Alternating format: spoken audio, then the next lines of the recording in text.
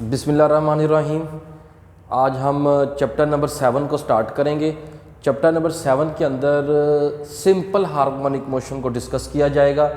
तो ये जो लेक्चर है आज, ये एक इंट्रोडक्टरी लेक्चर है जो कि मैंने सिंपल हार्मोनिक मोशन को पहले समझाने की कोशिश करनी है कि ये सिंपल हार्मोनिक मोशन क्या है, और इसके अंदर दो एग्ज़ाम्पल जो हैं जिस पर हमने डिटेल में पूरे चैप्टर में बात करनी है, वो दो एग्ज़ाम्पल को भी थोड़ा सा इंट्रोड्यूस करेंगे। देन इसके बाद नेक्स्ट लेक्चर्स जो आ रहे होंगे उसके लिए जो है ना ये लेक्चर बहुत इंपॉर्टेंट होगा। इसको आपको बार बार समझना पड़ेगा, देखना पड़ेगा, ताकि जो आगे फर्दर हमारे पास कैलकुलेशंस आएंगी, एप्लीकेशंस आएंगी, उसके अंदर हमने ये बेसिक डेफिनेशन जो है इनको इस्तेमाल करना है। मैं वहाँ पर इस लेक्चर का रेफरेंस भी यूज़ करूँगा। देखिएगा, सबसे पहले हम समझते हैं कि सिंपल हार्मोनिक मोशन होती क्या है, इसकी डेफिनेशन तरफ चलते हैं, फिर इसके अंदर मज़ीद कुछ बातें आ रही होंगी उनको देखेंगे। देखें, कहता है टू एंड फ्रो मोशन। मैं यहीं पर रुक रहा हूँ पहले। टू एंड फ्रो मोशन आप समझते हैं, like up and down motion, right and left motion, आगे पीछे की मोशन, ये सारी टू एंड फ्रो की एग्जांपल में आ सकती हैं। ठीक है, किसके? Of a body about a mean position. अब ये मीन को भी समझना है, इसको हम इक्विलिब्रियम पोजीशन भी कहते हैं। वो पोजीशन जहाँ पर system under the action of different forces rest की पोजीशन में आ रहा हो, यानी उसका जो सिस्टम है वो इक्विलिब्रियम में हो। लाइक अगर मैं एक पेंडुलम की एग्जांपल लेता हूँ, पेंडुलम को जब आप किसी धागे के साथ हैंग कर लेते हैं तो पेंडुलम के ऊपर एक वेट की फोर्स लग रही है डाउनवर्ड, उसकी वजह से उसके स्ट्रिंग के अंदर एक टेंशन आ रही है अपवर्ड। ये दोनों फोर्सेस एक दूसरे को कैंसिल आउट करके जब पेंडुलम रेस्ट की पोजीशन में होता है उसको मीन पोजीशन कह रहे होते हैं या इक्विलिब्रियम पोजीशन कह रहे होते हैं। उस इक्विलिब्रियम पोजीशन के गिर्द आगे पीछे की मूवमेंट, राइट लेफ्ट की मूवमेंट, अप एंड डाउन की मूवमेंट जो है वो कोई भी, जैसे इसके केस में राइट लेफ्ट फॉरवर्ड और बैकवर्ड हो सकती है, अप एंड डाउन नहीं हो सकती। वो mass attach to spring system के केस में अगर वर्टिकली हैंग किया जाए अप एंड डाउन भी मूव कर सकता है। ये सारी एग्जांपल्स जो हैं ये टू एंड फ्रो की आ रही हैं, और इसकी जो मोशन है वो मीन पॉइंट के गिर्द जो मोशन हो रही है under the action of, that is very important thing is that under the action of restoring force, यानी इसके अंदर रिस्टोरिंग फोर्स है, उस फोर्स की वजह से सिस्टम का up and down, right and left move करना about a mean position and its inertia. ठीक है, रिस्टोरिंग फोर्स और इनर्शिया की वजह से उसका जो है ना ये मूवमेंट करना जो है ये सिंपल हार्मोनिक मोशन कहलाता है। यानी इसके अंदर सबसे इंपॉर्टेंट बात ये है कि एक तो ये है कि ये मोशन रिस्टोरिंग फोर्स की वजह से होनी चाहिए, तब हम इसको सिंपल हार्मोनिक मोशन कहेंगे।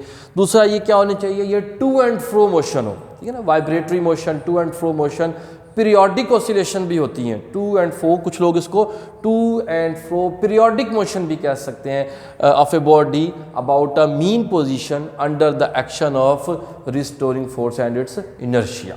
ठीक है, ये तो पहले हुई डेफिनेशन। अब इसकी दो एग्जांपल जो हैं जिस पर मैं बात करना चाह रहा हूँ, बुक में 4 लिखी हुई हैं, जिस पर मैं अभी सिर्फ 2 की बात कर रहा हूँ, 2 और भी आप वहाँ देख सकते हैं रेफरेंस के लिए।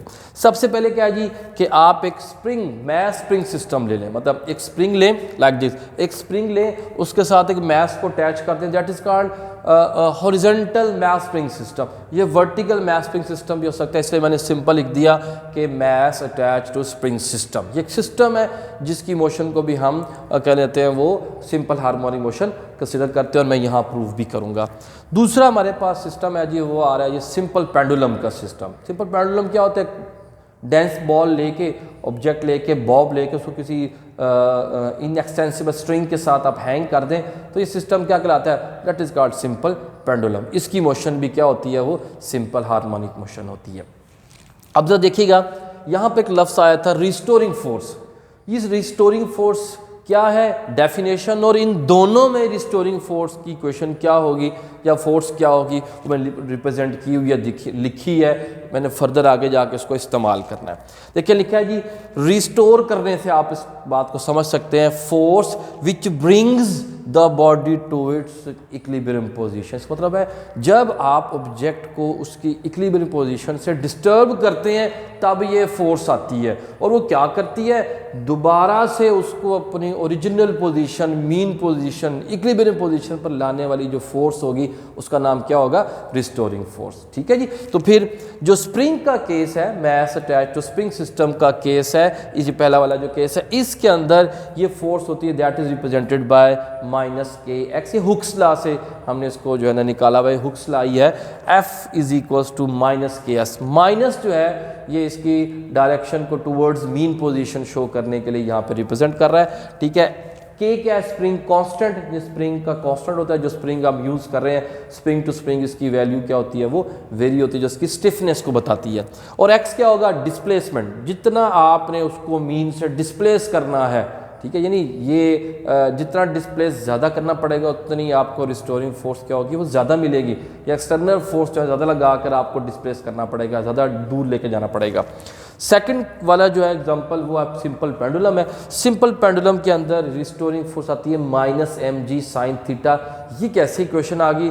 इसके लिए थोड़ा सा इंतज़ार करें। जैसे हम एंड पे चलेंगे तो एंड पर मैंने ये पूरे को प्रूव किया हुआ है, तो एंड पर मैं इसकी बात करूँगा। अभी आप सिर्फ इसको ज़हन रख लें कि यहाँ पर इसकी जो इक्वेशन है रिस्टोरिंग फोर्स की सिंपल पेंडुलम के केस में that is minus mg sine of theta. mg वो वेट है, तो मज़ीद आगे बात करते हैं। इसके बाद मैंने कुछ प्रॉपर्टीज़, इंपॉर्टेंट प्रॉपर्टीज़ लिखी हैं। सिंपल हार्मोनिक मोशन जब कोई ऑब्जेक्ट कर रहा होगा उसकी कुछ कैरेक्टरिस्टिक्स होंगी, कुछ प्रॉपर्टीज़ होंगी उसकी सिंपल हार्मोनिक मोशन करते हुए की। जो पहली प्रॉपर्टी है वो बहुत ही इंपॉर्टेंट है। वो हमारे पास यूँ समझे किसी की मोशन को अगर सिंपल हार्मोनिक मोशन हमने प्रूव करना हो तो हम ये उसकी एक्सेलेरेशन पे बात कर लेते हैं। अगर उसका एक्सेलेरेशन उसके डिस्प्लेसमेंट की, जो हमने उसको डिस्प्लेस करना होता है, उसके डायरेक्टली प्रोपोर्शन और डायरेक्शन दोनों की अगर ऑपोजिट आ जाए तो हम बोलते हैं कि ये जो मोशन है ये सिंपल हार्मोनिक मोशन है। यानी क्या बोलते हैं? Acceleration is directly proportional to its displacement and directly towards the mean position. Why? क्योंकि हम डिस्प्लेस करते हैं उसको मीन से अवे, तो एक्सेलेरेशन जो है वो टूवर्ड्स द मीन अगर आ रहा हो तो फिर हम इस बोलेंगे कि ये एक्सेलेरेशन टूवर्ड्स द मीन है और डिस्प्लेसमेंट के डायरेक्टली प्रोपोर्शन है। तो समझिएगा कि ये जो मोशन कर रहा होगा उसका एक्सेलेरेशन की इक्वेशन हमारे पास जो आ रही बता रही है कि ये मोशन क्या है? ये सिंपल हार्मोनिक मोशन है। इसी तरीके से उसकी वेलोसिटी के बारे में बात की गई है। जहाँ जो मीन होता है वो तो हम समझते हैं, लेकिन जहाँ तक हम उसको लेके जाते हैं, डिस्प्लेस करते हैं, that is their extreme position. तो फिर बात यह है कि सिंपल हार्मोनिक मोशन करते हुए ऑब्जेक्ट की मैक्सिमम वेलोसिटी हमेशा मीन पोजीशन में, यानी जब आ रही होगी तो मीन पोजीशन में मैक्सिमम वेलोसिटी के साथ होगा। जब ये ऊपर जा रहा होगा पेंडुलम के केस में तो वेलोसिटी फिर कम हो रही होगी। तो एक्सट्रीम पर जाकर ये रुकता है, रुकने के बाद फिर आता है। तो एक्सट्रीम पर इनकी वेलोसिटी ज़ीरो और मीन पर वेलोसिटी मैक्सिमम हो, तो ये भी एक प्रॉपर्टी काउंट की जाती है सिंपल हार्मोनिक मोशन की। इस तरीके से उसके एक्सेलेरेशन के बारे में जो प्रॉपर्टीज बता रहे हैं, उसके कैरेक्टरिस्टिक्स बता रहे हैं कि ये कि एक्सेलेरेशन और वेलोसिटी ऑपोजिट आ रही होती है, यानी एक्सेलेरेशन डिस्प्लेसमेंट के डायरेक्टली प्रोपोर्शन है। तो डिस्प्लेसमेंट मीन पर जीरो तो एक्सेलेरेशन भी जीरो, डिस्प्लेसमेंट एक्सट्रीम पर मैक्सिमम होता है तो फिर उसका एक्सेलेरेशन भी क्या हो जाएगा? वो मैक्सिमम हो जाएगा। इसका मतलब है कि वेलोसिटी जो है जहाँ पर मैक्सिमम हो रही है वहाँ पर एक्सेलेरेशन मिनिमम हो रहा है, जहाँ पर वेलोसिटी मिनिमम हो रही है वहाँ पर एक्सेलेरेशन क्या हो रहा है? वो मैक्सिमम हो रहा है। ठीक है जी, ये चंद प्रॉपर्टीज़ थी जो ज़हन में रखिएगा। आगे चल के हम इसको देखेंगे और हमें आगे समझना जो है बात को क्या हो जाएगा? वो आसान हो जाएगा। नेक्स्ट हमारे पास आ रहा है जी, ये जो दो एग्जांपल जिनका मैंने जिक्र किया था, mass attach to spring system और पेंडुलम का, इनकी मैंने रिस्टोरिंग फोर्स और इनके अंदर ये एक्सेलेरेशन को फाइंड आउट किया है। यानी बताने का मकसद ये है कि मैंने इनकी मोशन को सिंपल हार्मोनिक मोशन प्रूव किया है कि यानी उसका अगर एक्सेलेरेशन, मैं अगर उनका एक्सेलेरेशन प्रूव कर देता हूँ कि डिस्प्लेसमेंट के डायरेक्टली प्रोपोर्शन और डायरेक्शन ऑपोजिट आती है, तो इसका मतलब ये सिंपल हार्मोनिक मोशन कर रहे हैं। इसी तरीके से मैंने पहली एग्जांपल को पकड़ा जो मेरे पास क्या है, जिसकी मोशन पे बात कर रहे हैं, mass attach to spring system, यानी मास स्प्रिंग सिस्टम मैंने कंसीडर किया। ये इनएक्सटेंसिबल, यानी एक मैंने स्ट्रिंग लिया है जो कि क्या लेते हैं, मास के साथ अटैच है और ये फ्रिक्शनलेस सरफेस पे पड़ा हुआ है। मैं इसके ऊपर एक एक्सटर्नल फोर्स लगाता हूँ, एक्सटर्नल फोर्स लगाकर इसको डिस्प्लेस करके यहाँ किसी पॉइंट पर एक्सट्रीम पोजीशन पर ले आता हूँ। ये जो एक्सटर्नल फोर्स है, जितनी मैं इसको बढ़ाऊंगा उतनी इसके अंदर रिस्टोरिंग फोर्स क्या हो जाएगी? वो बढ़ना शुरू हो जाएगी। और दोनों डायरेक्शन में क्या होंगे? ऑपोजिट, लेकिन मैग्नीट्यूड में क्या होते हैं? वो इक्वल होते हैं। तो इसका मतलब जब मैं यहाँ तक लाने के बाद इसको छोड़ दूंगा, अब इस पे रिस्टोरिंग फोर्स क्या करेगी, इसको वापस लाएगी। ये वो मोशन स्टार्ट होगी जिसका नाम है सिंपल हार्मोनिक मोशन। यहाँ से यहाँ लाए हम एक्सटर्नल फोर्स से, एक्सटर्नल फोर्स का कोई ताल्लुक नहीं है सिंपल हार्मोनिक मोशन के अंदर, रिस्टोरिंग फोर्स होनी चाहिए। रिस्टोरिंग फोर्स के लिए जब हमने छोड़ा तो रिस्टोरिंग फोर्स ने काम करना शुरू कर दिया। अब वो क्या करेगी, वो इसको इस एक्सट्रीम से इस एक्सट्रीम तक ऐसे ऑसिलेट कराना शुरू कर देगी। ये सारी मोशन किस वजह से हो रही है, ये रिस्टोरिंग फोर्स की वजह से हो रही है। इसलिए इस मोशन का नाम क्या हो जाएगा, वो सिंपल हार्मोनिक मोशन हो जाएगा। तो मैं प्रूव कर रहा हूँ कि ये वो रिस्टोरिंग फोर्स है। तो ये फोर्स हमेशा ma के बराबर आ रही है। सेकंड जो लॉ ऑफ मोशन है वो अप्लाई करेंगे, इन दोनों को कंपेयर करके सॉल्व करते हैं तो मेरे पास जो एक्सेलरेशन आ जाता है वो डिस्प्लेसमेंट के डायरेक्टली प्रोपोर्शन, और ये नेगेटिव साइन बताता है कि उनकी डायरेक्शन क्या है, वो भी ऑपोजिट है या टूवर्ड्स द मीन पोजीशन है। इसको प्रोपोर्शनैलिटी बनाने के लिए ये जो क्वांटिटी k/m थी, इसको मैंने एक कांस्टेंट क्वांटिटी जिसका नाम एंगुलर वेलोसिटी है, एंगुलर वेलोसिटी के स्क्वायर के इसको इक्वल रखा, जिसको मजीद आगे चल के हमने जो है ना इसको इस्तेमाल करना है, इसका यूज़ देखना है। तो प्रूव हुआ कि जो mass attach to spring system है वो क्या कर रहा होता है, वो सिंपल हार्मोनिक मोशन कर रहा होता है। इसकी मोशन जो है वो सिंपल हार्मोनिक मोशन होती है। उसी तरीके से अब हम बात करते हैं पेंडुलम के बारे में, सिंपल पेंडुलम के बारे में बात करते हैं कि सिंपल पेंडुलम की मोशन क्या सिंपल हार्मोनिक मोशन कर रही होती है कि नहीं कर रही होती। तो मैंने क्या किया, एक सिंपल पेंडुलम लिया जिसमें ये उसका वेट डाउनवर्ड और वेट की वजह से ये इसमें टेंशन आ रही है अपवर्ड।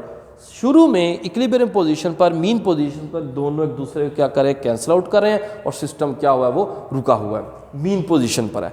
अब मैं क्या करता हूँ, मैं किसी एक्सटर्नल फोर्स की मदद से इसको डिस्प्लेस करता हूँ और इसकी पोजीशन चेंज करके यहाँ पोजीशन ले आता हूँ एक्स पोजीशन पर।